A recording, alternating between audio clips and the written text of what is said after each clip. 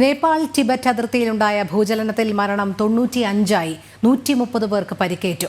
Richter സ്കെയിലിൽ 7.1 തീവ്രത രേഖപ്പെടുത്തിയ ഭൂചലനമാണ് അനുഭവപ്പെട്ടത്. നേപ്പാളിലെ 6 മേഖലകളിൽ ഭൂചലനമുണ്ടായി.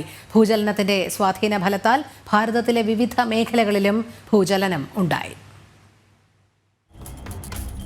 നേപ്പാൾ ടിബറ്റ് അതിർത്തിയിൽ ഇന്ന് രാവിലെയാണ് ഭൂചലനമുണ്ടായത്. ഭൂചലനത്തിൽ നിരവധി മരണങ്ങളും റിപ്പോർട്ട് ചെയ്തു. നിരവധി ആളുകൾക്ക് പരിക്കേറ്റതായാണ് വിവരം.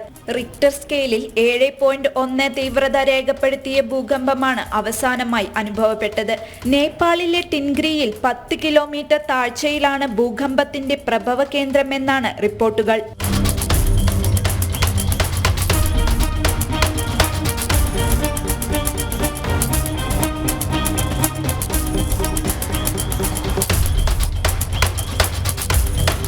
ആദ്യത്തെ ഭൂചലനത്തിൽ തന്നെ കെട്ടിടങ്ങളുടെ ജനലുകളും വാതിലുകളും കുലുങ്ങിയതായും റിപ്പോർട്ടുകളുണ്ട്.